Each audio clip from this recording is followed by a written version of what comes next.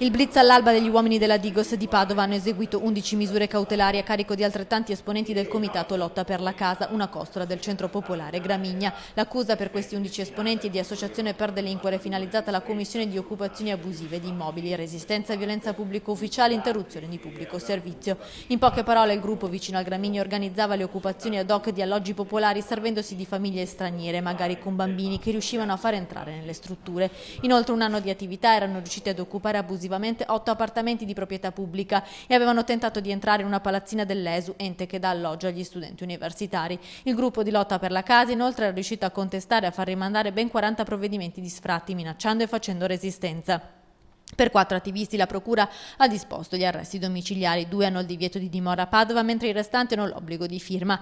Tra le 11 persone coinvolte c'è anche Andrea Scantamburlo, esponente storico del Gramigna, finito nei guai nel 2007 nell'operazione Tramonto che aveva portato all'arresto del gruppo delle Nuove BR.